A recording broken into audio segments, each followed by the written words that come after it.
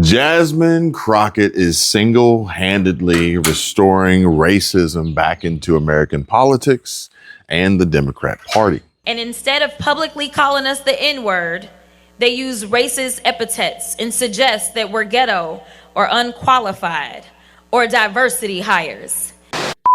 With each and every podium appearance, every single TikTok reel, MSNBC or CNN News interview, I don't think that, honestly, policy is what we need to be fighting about. Because guess what? Can't nobody tell you what Donald Trump's policies were at all. Like, you ask them, like, what policies? I don't know, but he's going to bring down the cost of eggs. But last time I checked, that didn't happen, right? Mm-hmm. It'd be like, well, we're saying it's Project 2025. No, Donald said he knows nothing about that. And then what happened? All the Project 2025 started to come around. So, like, I don't even think that it's policy. I think that people are voting on vibes. I think that... her latest, where she says at some college speech, instead of calling us the N-word, they call us DEI hires, even though most blacks are even more qualified. Even though we're all more, oftentimes than not, more educated and qualified than they are. And that just takes the cake. And anyone of any color who listens and believes a single word that she has to say has just been set back 400 years, mentally, figuratively speaking. Jasmine Crockett's grift is so blatantly obvious, it's unreal. But sadly, the media, leftists, libtards, and other dumb blacks they're gonna fall for it. I have news for you. These attacks are not new because Jim Crow never died. He just lied in wait. They've always attacked diversity. In the end, they will get nothing good in return, and their lives will be worse than they are now, possibly. While the new leader of the Democrat Party and Miss Ghetto, Ratchet, Croco Shit Queen Jasmine will see her net worth soar with the likes of Maxine Waters, Elizabeth Warren, AOC, and Nancy Pelosi. Ladies and gentlemen, the 2025 Convention Speaker, the Honorable Jasmine Crockett, U.S. Congresswoman representing the 30th District of Texas. Congresswoman Crockett.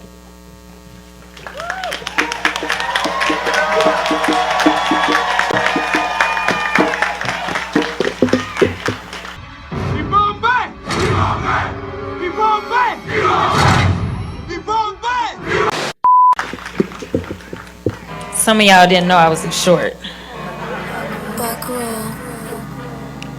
Oh yeah, that was supposed to be my music, but we good. All right, so that's this cool song, and that somebody did, and it says "Clock It" with Jasmine Crockett. So it's a fun song. Listen, good morning. Now I'm not gonna try to hold y'all, and I'm about to get real for 2 seconds. Just give me 2 seconds. First of all, I want to say Jasmine Crockett's latest antics are a masterclass in race baiting, and she's playing the game like a pro, raking in clout while dragging everyone else down with her. Her college speech, where she dropped the line about DEI hires being a stand-in for the N-word, is peak grift, pure unadulterated victimhood peddling, and it's the kind of divisive garbage that fuels her rise while leaving her followers with nothing but resentment and empty promises. Let's break it down. Thank you, President Lee, so much for the honor of speaking. I hope you don't regret it. I also must say thank you to the Board of Trustees for having me here as your keynote speaker. Thank you to the distinguished faculty and staff for all that you've done and continue doing to pour into the talented scholars sitting before us today. Thank you, President Emerita, Dr. Beverly Wade Hogan, who has knocked down many doors and shattered ceilings in her own right.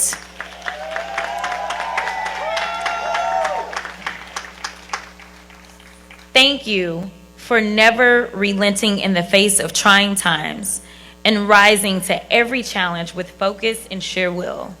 I thank you from the bottom of my heart. To my friend and colleague, a distinguished alumnus, and trustee emeritus, Congressman Benny Thompson. Thank you for staying in the fight, never letting up, never slowing down. If can't stop, won't stop was a person, it would be Congressman Biddy Thompson. I also must say thank you so much to Derek Johnson, the CEO of the NAACP. Thank you for being, yes. Thank you for being Tougaloo rooted and on the forefront of the modern day civil rights fight that we find ourselves in. And as a point of personal privilege, let me just say, thank you to the baddest woman walking on this planet that serves on your board, Madam Secretary Marsha Fudge. I hope y'all caught that baddest. That was for the Sorors. Where the Sorors at? Okay, there we go. Hope y'all caught that. All right. Jasmine Crockett's stick is simple. Whip up racial outrage, point fingers, and cash in. That speech wasn't about uplifting anyone. It was about painting Black Americans as perpetual victims who need her to fight for them, all while she's cozying up to the same elitist Democrats like Pelosi and AOC who have been fleecing the system for decades. Thank you for always being available and taking my calls, no matter what hour I call, to give me help and guidance. Now, before I get to the graduates, let me just say, where all the mamas and daddies at? Grannies, pawpaws, TTs. Yes, I know when they walked, y'all were like, these are our degrees. Amen. I understand. Thank you so much for supporting these graduates along this journey.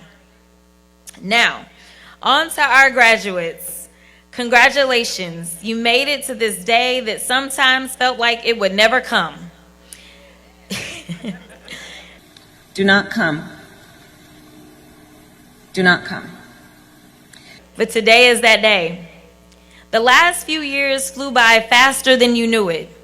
When you walk across this stage today, know that you are joining a select, exclusive, and accomplished legacy of Tougaloo alumni. My 50-year graduates is about this life. Yes, I hear it.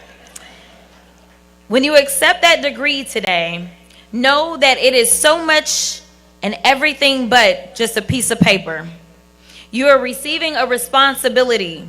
You are accepting a calling. You're agreeing to pursue a purpose, one larger than you. A weight just heavy enough for you to bear. Because after all, you made it through Tougaloo. Now, I never know where I'm going to go when I am supposed to do a speech. And I truly need to get my life together.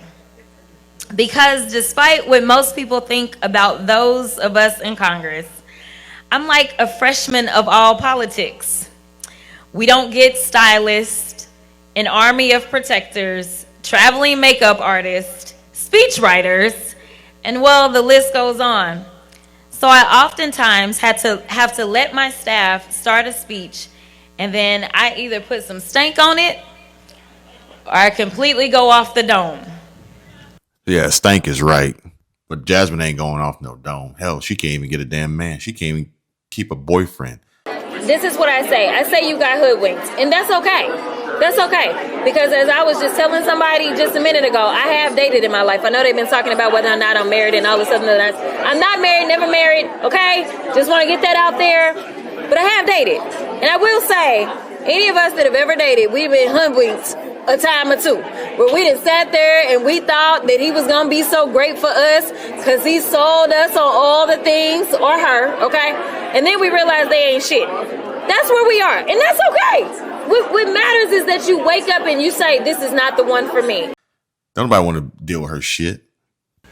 When Congressman Thompson basically voluntold me that I was gonna do this, I was like, bruh, when do I have time to write the fire speech that these young people deserve? Yeah. Look, Jasmine Crockett, she ain't write no damn script. ChatGPT wrote that script. With your fake ass, lying, trifling ass. This speech that would provide a spark for those that are just like I am a thank you Lottie out of here. Ignite the fire that is ready to be lit, but is still a little unsure of itself. And for others, set their flames ablaze so that they are lighting everything around them on fire too. Oh, you mean kind of like the hands-off Tesla Elon Musk protesters that you encouraged to set Teslas on fire and draw swastikas on them? Politicians. So I'll make sure that I keep it short, but I am truly here for very selfish reasons. Starting with on March 29th, it's my birthday. And all I want to see happen on my birthday is for Elon to be taken down. Yes. These attacks are atrocious. And if you want videos of them, because they exist, you put your Tesla in Sentry mode, you get 9 cameras and you get video. And you get a guy named Colin Rugg on X who's posting each and every one of those videos. Take a look. What you'll find, Ontario, California. Guess what happened there? Someone took a suitcase, slammed it into a car. Move over to St. Petersburg, Florida. Guess what happened there? Someone took dog poop, put it on a car. Move over to Syracuse, New York. You know what you find there? Someone appeared to write Nazi on a Tesla. These are happening apparently by the hour. And if you didn't think the actions were bad enough, wait for the reactions. You played one of them, Jasmine Crockett. All I want to see happen on my birthday is to see Elon taken down. Who has that as a birthday wish? My gosh, I wish for like a new dress. She wants Elon taken down. Companies are suffering because I'm in the government. You just pointed that out a moment ago. Right. Do you think it helps sales if dealerships are being firebombed? Of course not. Saying on my phone, I don't know, some of you know this on the iPhone, they've got that little stock app. I added Tesla to it to give me a little boost during the day. 225 and dropping. So, and if you own one, we're not blaming you. You can take dental floss and pull the Tesla thing off, and take out, just telling you. And Tesla customers are being intimidated all over the country and all over Europe. Mm-hmm. Does that help Tesla? I mean, you had Tim Waltz, who's a huge jerk, running around on stage with the Tesla stock price where the stock price had gone in half, and he was overjoyed. But what an evil thing to do! What a creep! What a jerk! Like who derives joy from that? And it was pointed out to him that actually, Minnesota State Pension Fund is a major investor in Tesla. But he didn't care. He was so overjoyed by Tesla stock going in half. I'm talking about Tim Waltz and his comments about the Tesla stock. He says it gives him a boost to see that stock going down. That poor guy didn't check his portfolio and his own pension plan for state. It's beyond stupid what he did. He's talking down a 3.5% weighting in his own pension plan.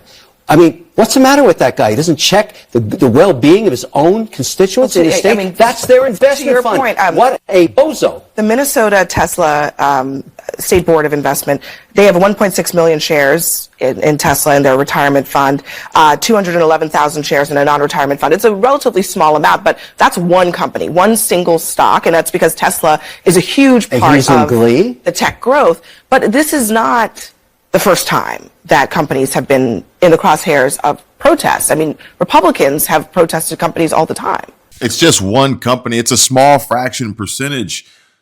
So, Abby, Phillip, does that make it okay? And in response to Republicans protest companies and businesses all the time, name one instance where a Republican sat on a news channel station and promoted and invoked and incited violence against a company. I mean, Jesus Christ, don't drink a Bud Light because you don't want to be freaking gay. That's fine. But setting Tesla's Cybertrucks on fire? Yeah. Far from okay. Those two things can't even be compared. They're not close. They're not even close. They're not even in the same league. They're not even the same sport. They're not even the same freaking ballpark. Though she insists she was peaceful. Move over to The Daily Show. In the audience there, they said they put up all these local news stories. FBI investigating arson. Audience applauses. You think, oh, maybe they're applauding the FBI. No. Goes on. Attacker used a Molotov cocktail. Audience applauses. Then they said Tesla fire truck set on fire in Kansas City. The audience applauded, and it was so evident that they were applauding these attacks, leading the host to say, wow, you guys like domestic terrorism. It is unbelievable that there are people applauding this. And that's before you get to Emily's point with Tim Walz, the 1.6 million shares in the retirement account. Add to that the 211,000 shares in the non-retirement account. And the only person in the Democrat Party you can find condemning this is Ro Khanna, who condemned it categorically last night at 10 p.m. It's the second time he's done it. Good for you, Ro Khanna. Talk to your colleagues. Condemn this. We have audiences applauding this in mainstream news shows. Listen, I have learned as I serve on the Doge Oversight Committee that there is only one language that the people that are in charge understand right now. And that language is money. And so I've been so proud to see us organize behind a cause. Her claim that most blacks are even more qualified but get slapped with the DEI label is a tired trope, and she knows it. It's not about truth. It's about stoking division to keep her relevant. She's not just restoring racism, she's weaponizing it, turning every critique into a racial dog whistle to dodge accountability. And the media, yeah, they eat it up. Now again, sir, when was I going to find time for that? The answer is, sadly, I didn't. I didn't have time to pull together the level of inspiration that I believe this momentous occasion in this disastrous time calls for. It is hard to truly conceptualize what could truly meet this exact intersection in history and be good enough. I went through all the thoughts of what would Shirley Chisholm or Barbara Jordan or Michelle or Barack say. Honestly, what can you say nowadays? Communities is that we have not yet seen the same kinds of energy and turnout in all quarters of our neighborhoods and communities as we saw when I was running. Now, I also want to say that seems to be more pronounced with the brothers. So if you don't mind, just for a second, I'm going to speak to y'all directly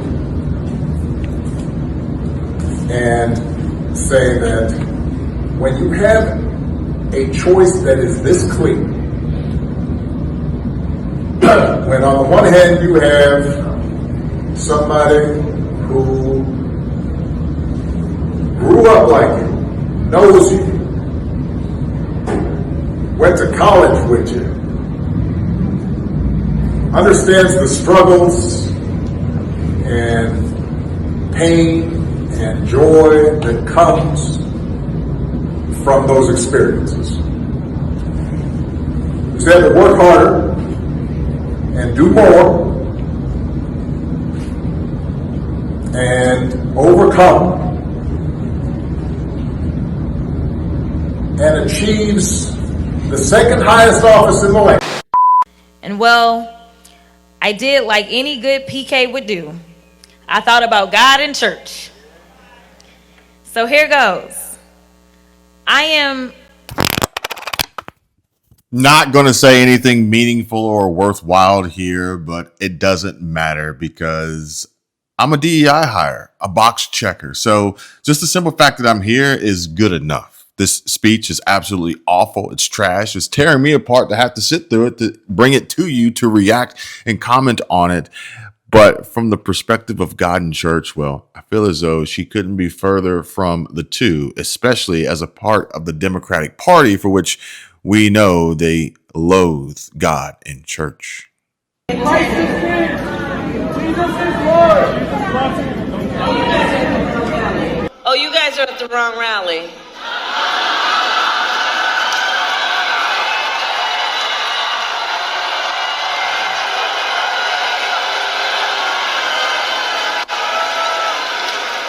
No, I think you meant to go to the smaller one down the street. That someone said out loud in her rally that Jesus Christ is Lord, and the response she gave,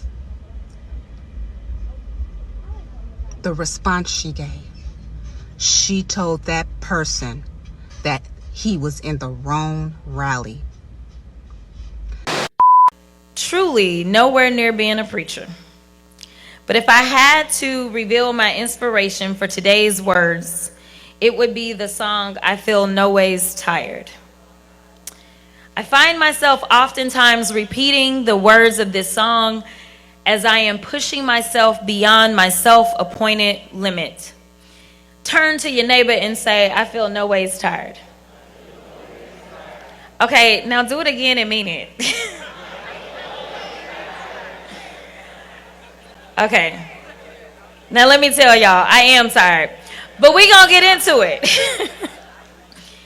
Raise your hands if the major you started with is the same major you ultimately graduated with. Okay, a couple of y'all. And then there are those of y'all that I am definitely in good company with.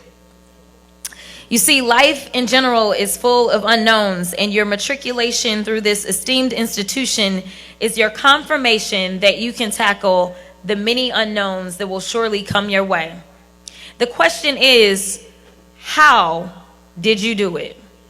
I truly believe the saying that people use all the time. In fact, we heard it earlier today. We are truly our ancestors' wildest dreams. But more so, I believe that we know our history and it lights our path. There are days that I sit back and I think, wow, I'm sitting in the same committee rooms as Elijah Cummings and John Lewis. So many other giants sat in these very same rooms. How many times did you sit back and think about the fact that you walked the same hallowed grounds where the Tougaloo 9 organized? For years, you sat in the same seats as Ann Moody and Memphis Norman as you were bestowed with knowledge, skills, and critical thought. Sadly enough, in the year of our Lord 2025, sitting in these very classrooms is just as much of a protest as Ann and Memphis pulling up to Woolworths in 1963. It's the paradox and parallels for me. We are currently standing upon more than... Jasmine Crockett references parallels and paradoxes, but all she really knows and is handicapped to do is continue to keep racism at the forefront of these young college students' still impressionable minds. Sadly, Crockett is placed high on heels and behind a podium with an indoctrinated sense of purpose and superiority. But let's just be real and honest here, folks. She ain't shit. Ain't never was shit. Ain't never gonna be shit. Besides exactly what she is. A fake, a liar, a race-baiting, greedy, selfish grifter reading a poorly written speech. 500 acres of sanctuary and a launch pad for the civil rights movement in Mississippi, a training ground that birthed civil rights warriors with pens, prayers, and protest signs, a training ground that birthed me as I stand before you. They want to do everything they can to delete this sacrificial work and those born from it, if not only just from the history books, but they want to delete the progress and the beneficiaries of said work from their present ranks. As I stand here in this safe space, still only one of the few places that an institution can invite me to speak. Okay, so that went over some of y'all's heads. What you just said is one of the most insanely idiotic things I have ever heard. At no point in your rambling, incoherent response were you even close to anything that could be considered a rational thought. Everyone in this room is now dumber for having listened to it. God have mercy on your soul. She's not just restoring racism, she's weaponizing it, turning every critique into a racial dog whistle to dodge accountability. And the media, yeah, they eat it up because outrage sells. It gets clicks, views, engagement, goes viral. But my 50-year grads understood what I was putting down. to think about the fact that people have to be fearful of having a sitting member of Congress to come and address their graduates tells us that we still got a lot of work to do. The President of the United States having a temper tantrum that strips funding because I'm black and I'm proud should not be something that we are dealing with in 2025. The reality is that this harkens back to a man named Martin. It harkens back to a man named Martin that decided that he wanted to go out and educate and invigorate during the civil rights movement. And it was here at Tougaloo that he could come and speak. In fact, it was the only institution in Mississippi that he could come and speak. For me, it's the paradox and the parallels.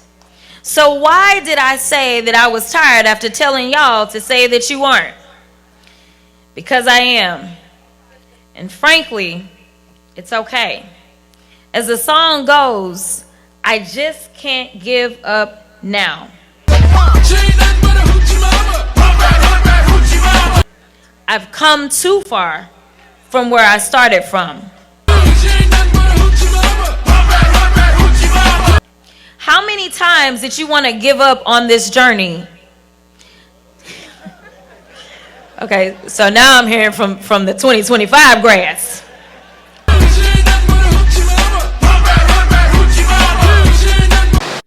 Here's the thing, though. If you have kids, you know the rule is the last thing you want to be is cringe, right? If you're going to do it, you got to do it well, and you're not supposed to be cringy. That was cringy. So was this by Representative Jasmine Crockett, who I think is 42 years old, not 28. Someone should have told her that before she dropped this video before the State of the Union or joint address to Congress last night. Watch. Yeah, they tried to rig the game, but you can't fake influence. Hey, I'm tripping, I'm sliding, I'm riding through the back like I will say that version's better than the one that Dick Durbin did. I don't know if you saw that one, but hers is better. No, I'm kidding. Kidding. I just like the thought of Dick Durbin doing his version. Oh my God. That was too much for my brain to handle.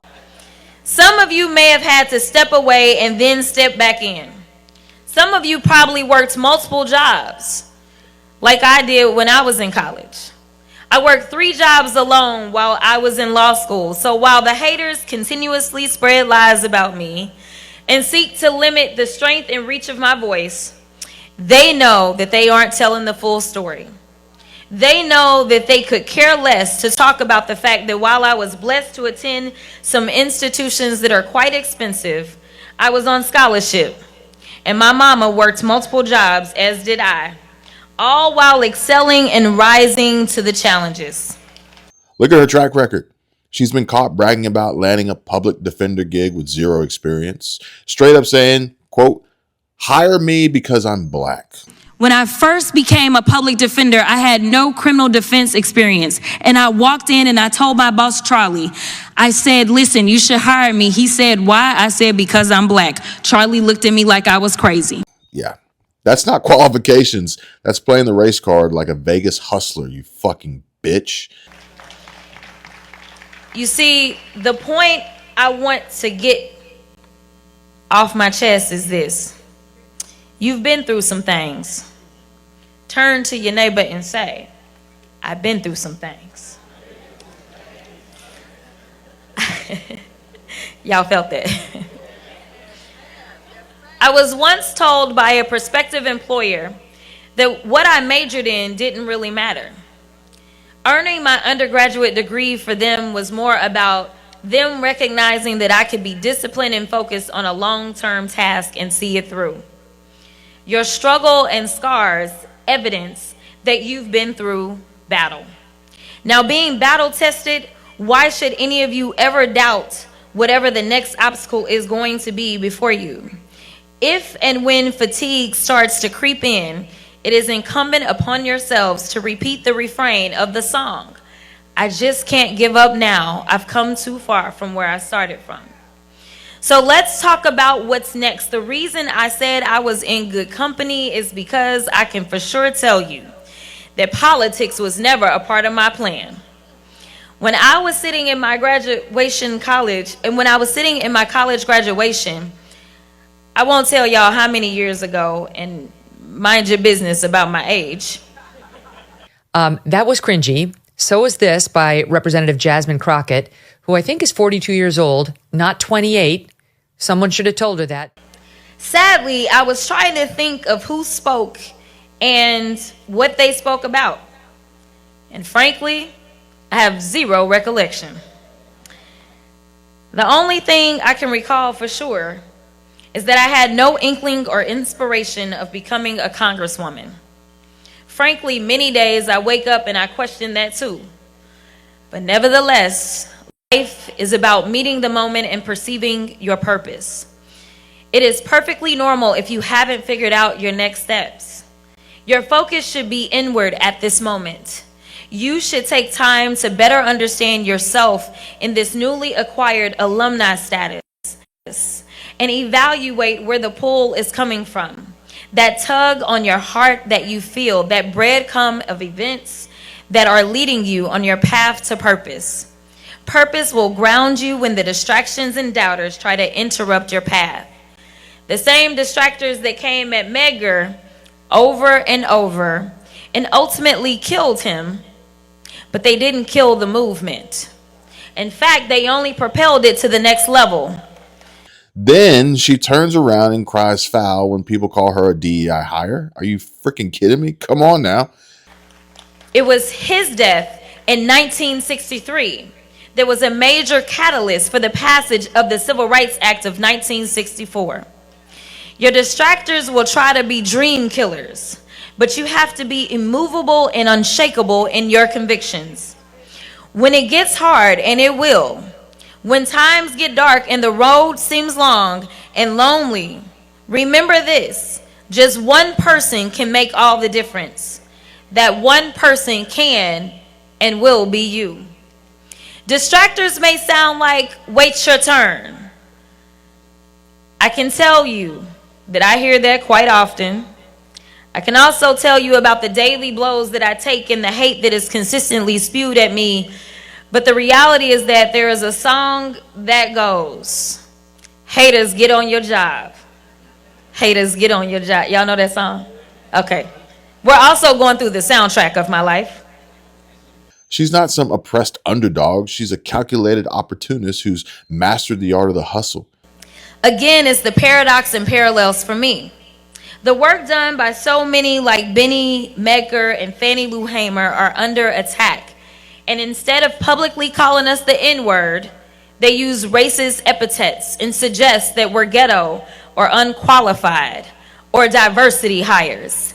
Even though we're all more, oftentimes than not, more educated and qualified than they are. I have news for you. These attacks are not new because Jim Crow never died. He just lied in wait. Her net worth's climbing, her ex-following's ballooning, and she's got MSNBC and CNN not only wrapped around her finger, but on frickin' speed dial.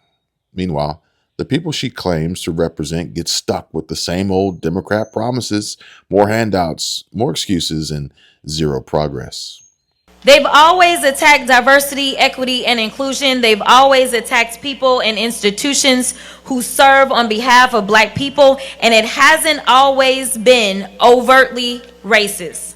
Sometimes it's building highways through communities, underfunding schools, or as y'all know, neglecting to invest in infrastructure like water systems.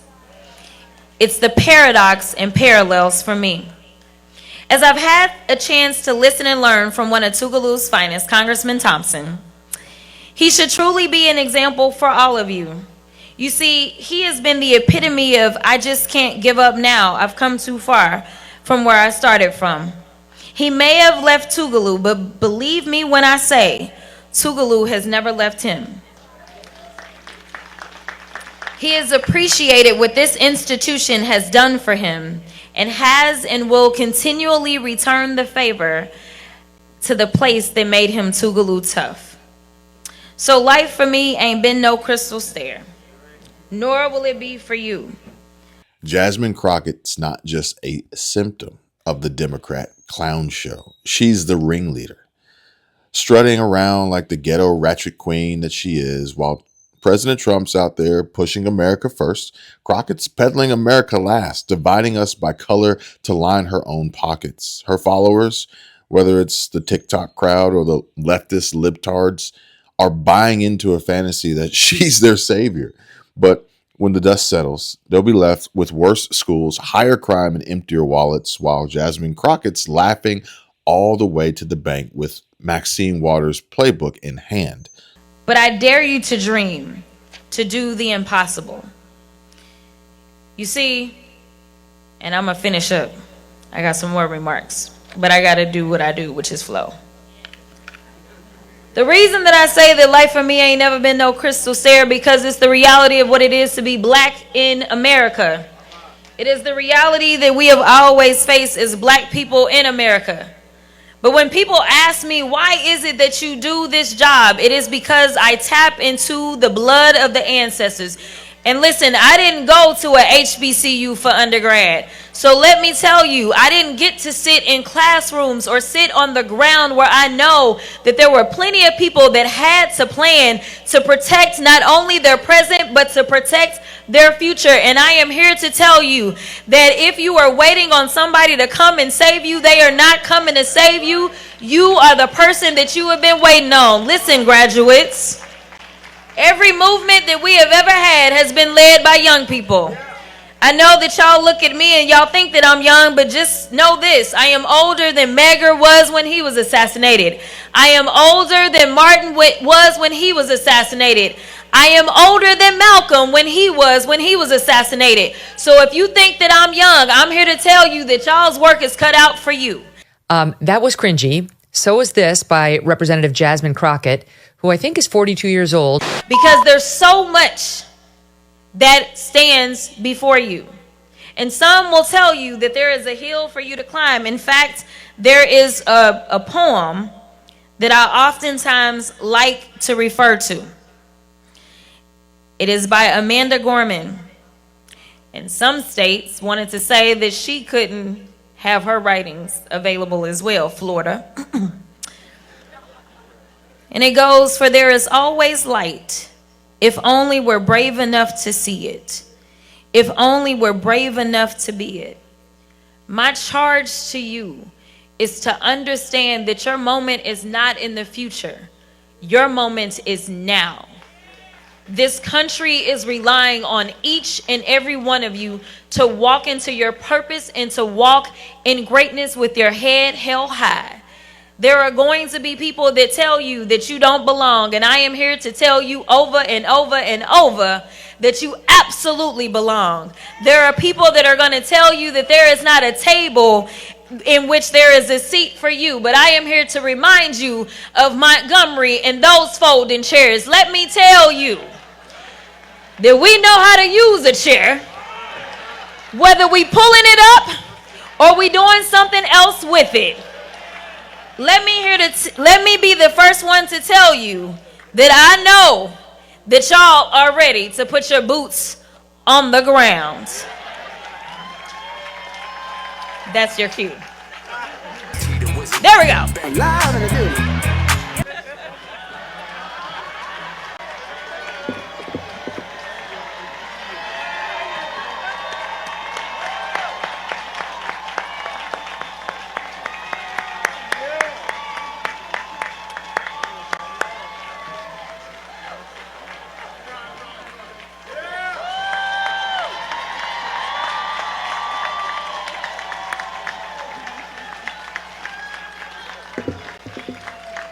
Congresswoman Crockett, thank you for that dynamic and meaningful speech.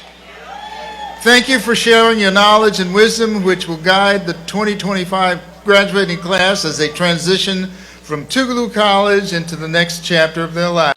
The saddest part? She's not even original. This is the same tired script the Democrats have been running since forever.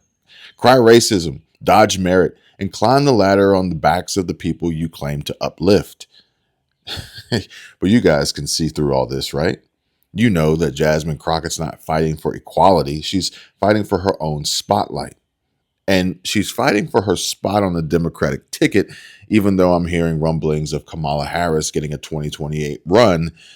But if we extrapolate how much she spent, $2 billion, and how many celebrities she paid off in just that brief period of time against President Trump in the 2024 election, then she would need over $1 trillion to run again, just to lose. But Jasmine Crockett doesn't care. She wants her 15 minutes of fame and her $15 million or more. And every time she opens her mouth, she's not just setting back progress 400 years. She's just reminding everyone why the MAGA movement's needed now more than ever to cut through the noise and get back to what works. Hard work, merit, and unity, not division. To you over this hour, I've had one thought recur to me over and over and over, and it is first female president. That is what I like. I look at you and I see it. And I know they put you through the meat grinder the last time, but that was the other side. Now you've crossed over. And so I just wonder. Thank you for not saying transition. Right. People use that word. It's like, okay, that's no. One of those words that's like for a certain thing. It's a no. But notwithstanding how rough that was when you ran for president the first time, have you ruled out ever doing it again? Could we potentially see a Tulsi 2028 try? I will never rule out any opportunity to serve my country. I would not have, if we had talked a year ago, the thought would not have crossed my mind that I would be here and that we would be having this conversation. My decisions in my life have always been made around how can I best be of service to God? How can I best be of service to our country? And that is what has led me here. I'm grateful for this opportunity, and I will continue to chase those opportunities where I can make the most positive impact and be of service. And now, you and I sit here having done something the two of us back in 2016 never would have thought we would have done, which was stood up on a stage and endorsed Donald Trump. Yeah. Now you're working for him. Yeah. I endorsed him too. Yeah. And it was so great. I was there. I remember. It was such a powerful moment and speech that you delivered because of your history with him. You are very generous to even mention that. What you did for President Trump was huge, and seeing you up there and announcing like your partisan change, you were with Trump. That was like the team of rivals or the Marvel universe coming together. The Avengers. Yeah, the Avengers. You're one of them. You're one of the most, and the gray streak is part of it. It just works. But I wonder if you do decide to do something, in the future, running for president or individual executive leadership, what have you learned from him? Like, what would you want to take away from the kind of leader Trump is? He's a very bold leader. And as we see, he's making decisions without care for what the media chirps about him or what his so-called critics may say about him. And he's quite masterful at it, by the way. He's been so effective at connecting with the American people in ways that I think a lot of the politicians or the so-called political pundits here in Washington, D.C. Never really understood, and maybe a lot of them still don't. But it really comes from a place of care, his care for the American people. He doesn't need to do this. He didn't need to put himself through all this. He didn't need to put himself in a position where there were 2 assassination attempts on his life. And the kind of bold change that we're seeing happening now across the government, it's never happened like this under any other president. And so I really respect his boldness and his courage in doing things that sometimes people don't understand or see how it's going to turn out. Those are things we see in you too: boldness, courage, and you share something else with him, which is fearlessly independent. That's what's going to take you forward.